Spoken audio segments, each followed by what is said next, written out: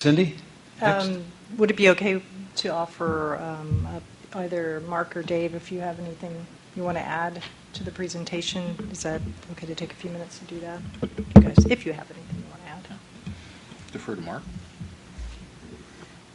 Okay. Red button. Thank you. One of the points I'd like to bring up as we just ended the public review of the document, and we appreciate the comments we have received. That's what we use that period for. I wanted to emphasize again that this is an interim study. So again, with what is being proposed here, isn't seen as a holistic or complete kind of position of where federal interest may lie in providing additional flood damage reduction to the Delta area or even ecosystem restoration opportunities. So as we proceed here, hopefully with this study, we want to make sure we keep those opportunities open, that where we believe there's additional opportunities, we can maybe look to see how we can work closely together on those and maybe flesh some of those out and bring those to fruition also. Okay. Dave? Yeah, thank you for the Welcome opportunity. Back. Pardon? Welcome back. Thank you again. Here is the representative of the local sponsor. I have enjoyed working with the Corps of Engineers on this for quite a few years, probably since inception as part of CalFed. The first study that we did was the Delta Risk Management Strategy, and we're still receiving benefit from that. Some would say that we're being punished for what we did, but I look at it as a very good study, and we received a lot of insights, much of which was taken advantage of in doing the Delta Islands and Levees Feasibility Study. From my perspective, the tentatively selected plan is in line with the state's goals and objectives for the Delta. We have water supply reliability and ecosystem enhancement. The proposal that we have for restoring subtidal areas has no negative impact on the water supply. Indeed, it may have a positive impact on the water supply. That's yet to be modeled. That'll come up when we get into the final design. With respect to the fisheries, it'll have a small impact during the time of construction, which will ultimately end up in additional tidal area, productive area that's better than what it is now. We're going to get rid of some invasives. One other thing that this shows is that there is a federal interest in doing some project in the Delta. No matter how modest that may be, we still have continuing authority to expand. The study is structured around the Corps of Engineers mission, and that mission does not necessarily include water supply. So we have the opportunity to look and adjust that mission a little bit in the future so that we can start capturing more benefits that may show that the flood risk reduction measures become economically feasible. The project, well, let me say that there is little to object to in this project.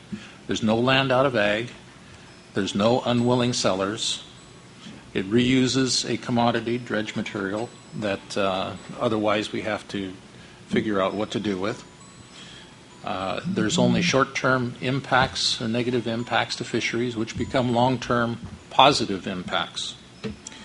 And as a simple, modest project, it gives the opportunity to show that there can be cooperation between federal and state interest in the Delta, and it gives us the opportunity to show success. So, all things considered, the department is a willing participant in this project as we go forward, and we're looking forward to seeing some better projects in the future. Thank you. Thank you. Jessica. Question. Dave, would you say that DWR was surprised by the results of the feasibility study? I'm not sure that surprised is the right word to use. I think if you look at the agricultural areas in the Central Valley, we've had a real problem justifying additional flood works on in those ag areas. So Sacramento is taken care of, West Sacramento is taken care of, Stockton is taken care of. The rest of the Delta is pretty rural.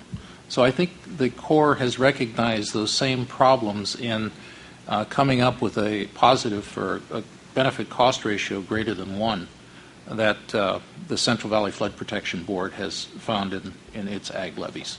So I'd almost say that the conclusion was inevitable. Thank you. Others? Susan? And I think it's more for Brooke than for Dave, but I'm not sure.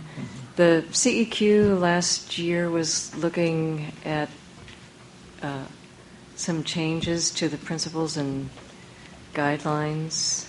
So what prompted my question is Dave said in the future there might be an opportunity to include additional benefits that were not included in the flood risk reduction calculation. Would that be the case? And when the guidelines are finalized, would they include water supply benefits and other benefits? Well, I'm looking to see if Mark wants to answer that if you would. So actually right now we're kind of all been in anticipation of receiving those final policy guidance on the updates on what they call the planning, the PNRs. Right now, though, we don't see any additional action occurring to develop that guidance for us. We actually have some staff here in Sacramento supporting our Washington offices where they're still looking to provide updates to the Water Resources Development Act of 2007 on some updates on still the old P&Gs that we work on currently. So we keep pushing that envelope. We keep trying to be able to see how we can justify using other categories to make that determination for federal investment. We haven't been successful at that, other than still really, as Brooke has identified here, the basic cost to benefit ratio.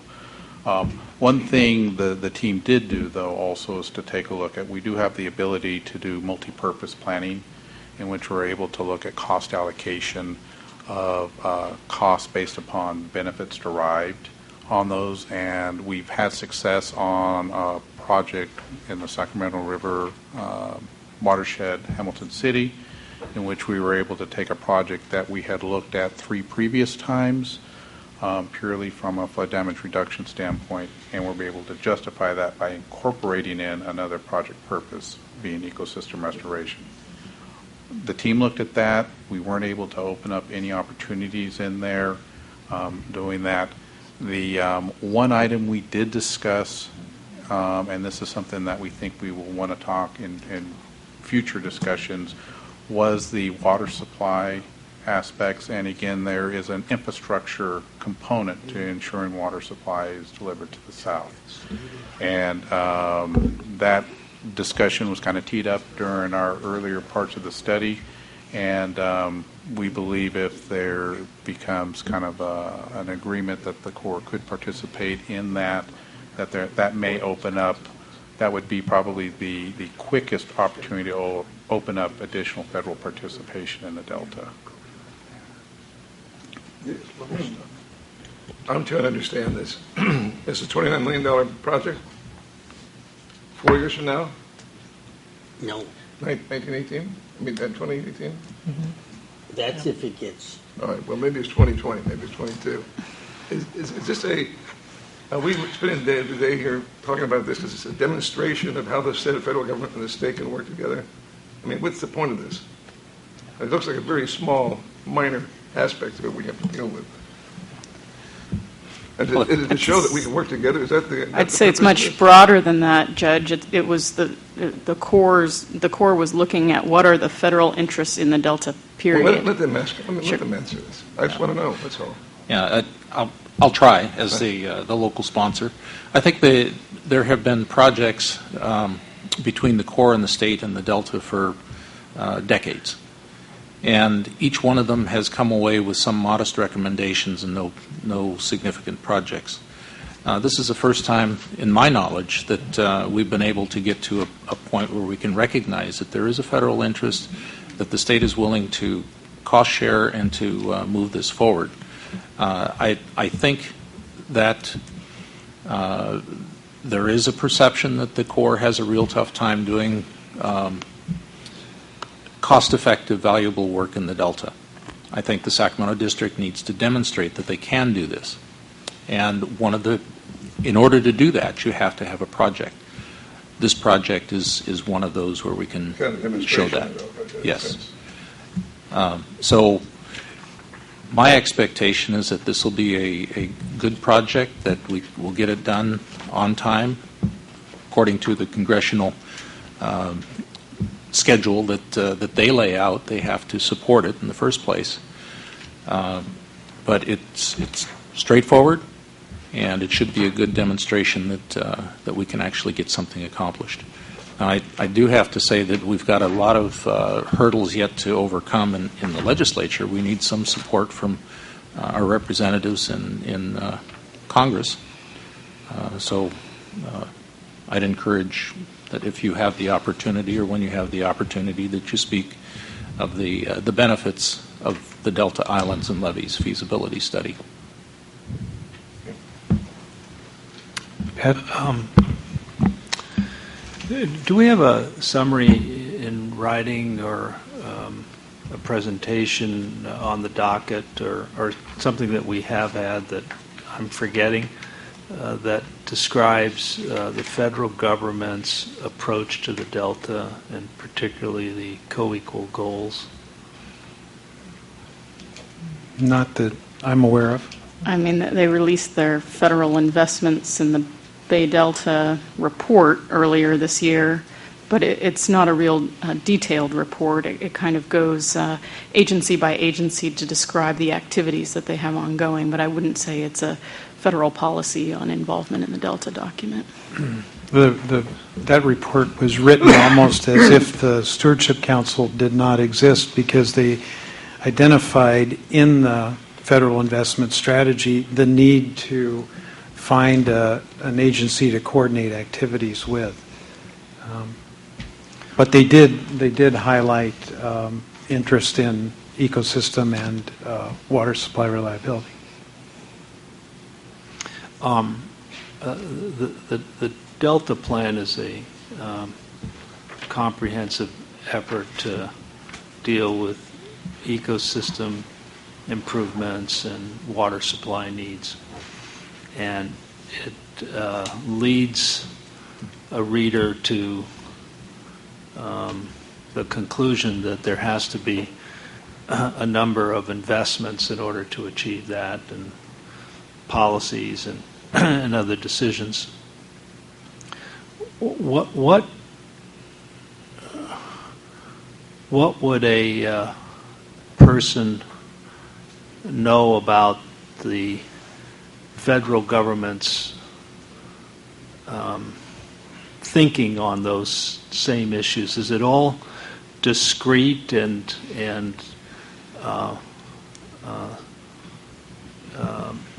balkanized, or does something exist that's comparable in scale?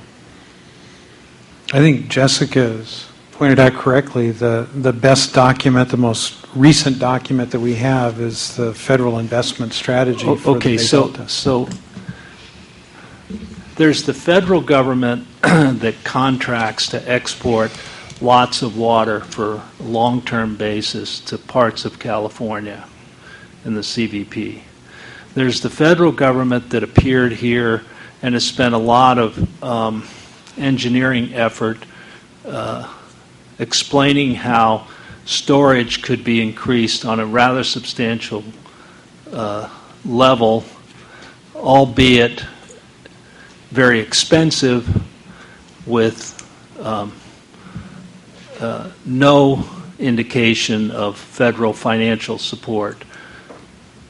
But raising Shasta or Sites Reservoir or Temperance Flat, for instance, are all feasible projects to the engineers. The federal government spends some time talking about it, so I guess the federal government thinks that storage is important, but no indication as to whether that will be paid for. In terms of flood protection, the federal government is interested because it sets up rules that control and affect properties at risk, certainly throughout the Central Valley and particularly in the Delta. So that's part of the federal government's interest in the Delta and policy. And then for environmental activities, there may be more, but Dave suggested nothing's come to fruition, and as the judge pointed out, I guess 10 years after the legislation that set us up, there might be a project of less than 100 acres. What did I miss? What's the federal commitment here?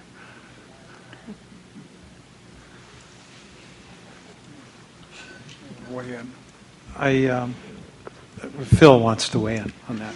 Well, look, I don't think it's about this project. This is a classic example of what is the strength and the weaknesses of the status quo. Independent agencies pursuing independent agendas that occasionally happen to come together not because of conscious and deliberate thought, but because of a bunch of motivations. And it's not terrible. I mean, it's not a sin by itself. But, you know, what we've done in the Delta Plan is get the start on bringing a scientific evaluation and process into place that arguably over time state agencies and locals will have to be consistent with.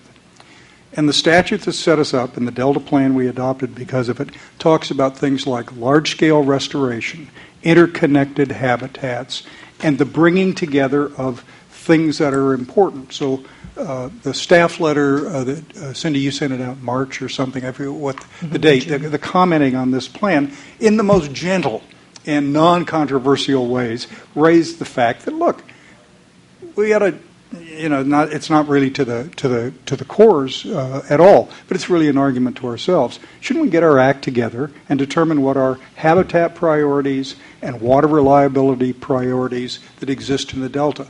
Put a prioritization on it. Have the governor come into a room and hit us all up against the head if our priorities differ and we can't ever seem to reach it, so that you have stuff on the shelf waiting to be done. So then when the feds want to do something, we got a 500,000, acre feet of soil, we got to get rid of it. Somebody's probably yelling at us for something, or it's going to catch on fire, or whatever the hell it's going to do. They want to get rid of it. It's viewed as an opportunity to do the priority things in a scientifically established foundation. So, to me, this is one of the things that if I were sitting in Randy's shoes chairing the implementation committee, the coordination committee, I'd want to say, look, we've got the identified 6 areas for prioritization in the Delta Plan, in the Habitat Plan of the Department of Fish and Wildlife of the State of California, recognized in many documents by the Department of Water Resources. Well, that's what you need to put together a list so that when opportunities come our way, you do what the feds need to get done, what the Corps needs to get done, but you get more tangential benefit than these little spot projects that have the advantage of being non-controversial, therefore politically easily done, as opposed to being of considerable benefit for either habitat or water reliability, but more difficult to do. And the Delta Independent Science Board report on habitat preservation, which was part of this whole evaluation we did, said all of these things. It's not as if anybody disagrees with it, but the getting it done is really hard. This is a good and a bad example of but that points in one direction. State agencies have to get their act together in a very rapid fashion on prioritization. And then we got to talk to local agencies. There will be disagreements, but there is no doubt about the fact that the ability to cooperate with the federal government, I believe, is helped substantially if there is a unified state and hopefully unified local position at the same time. And that, if we have any value to add to the larger discussion, I think that's it. For this particular project's purpose, first of all, I think it's good that the Army Corps of Engineers wants to invest in ecosystem restoration. That's the positive. That's what we want to begin with. But as I understand it, your planning platform is limited to those areas that aren't currently under study by others. Is that correct?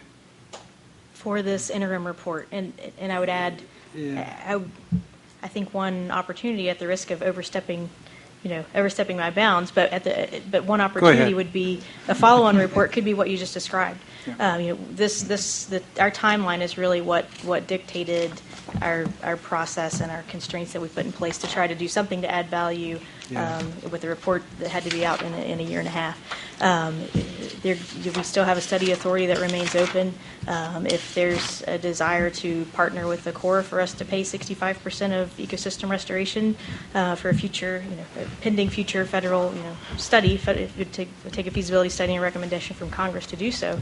But for those constraints were only put in place for this interim study to get us from point A to point B. Yeah. If I were to make one observation, you examined 4 levy opportunities for areas that have some level of urbanization. All of them are costly just simply because of that. With the biggest being Bethel Island, for all the reasons we all know about, down to the Discovery Bay proposal, and that's not all that expensive because it's not below sea level, and so the needs are lower. But the point is, if citizens were asking, they'd say, well, you're spending $26 million of taxpayers' money. Is this the best use it could be put to? And the answer is, well, I don't know. It might be. It's not bad. It illustrates the fact we can get along when most of the time we spend throwing bricks at each other. But the reality is the absence of that priority list that we are all reluctantly or strongly supporting is what hobbles our hands when these individual ideas come up. And we just got to get moving on it. Larry? I've worked with the Corps now for almost 20 years down in San Joaquin. The thing that gets you is that everybody agrees that this is no regrets, nobody's mad, nobody's going to stop it. But when it gets to being authorized, that is like you think, oh, great, it's authorized. But it's not appropriated. So when you say if everything went smoothly, you'd be able to start in 2018, it will not go smoothly. And they may give you that authorization, but then they won't appropriate. And so everybody just hangs around for decades waiting. It's like that Dickens novel where they, take somebody's estate and then they probate it and they say, okay, you won, because there's no money left in it. So, well, this just highlights the need for all of us to recognize the Delta Islands and Levees feasibility study and be able to cite it when our federal legislators ask, well, what is your interest? And the name is important because there are lots of studies out there, but if you don't have the Delta Islands and Levees feasibility study, you probably won't get the right one. We need congressional support. And it's a relief to talk to the Corps of Engineers. I mean that seriously, because you say things to us like, I got 500,000 acre feet of dirt we need to do something with. Now, I know that isn't what you said, but that's a situation that is an opportunity and a minor problem. That's the kind of stuff where government agencies ought to be able to sit together and cobble something. I mean, you wouldn't use it all in the South Yolo project for land elevation or anything else, but you might, as the Science Board suggested to it, from the South Yolo over to Liberty Island to McCormick Williamson to the Meadows to the Consumnes Reserve, a large-scale ecosystem restoration opportunity that may well desire fill material, not too distant from the site of the current stuff. So that's why it's fun to talk to you, because you are very practical minded while we get lost in, a lot of commotion. So I just thank you very much for coming and talking to us, even knowing we were going to do something like this. Thank you.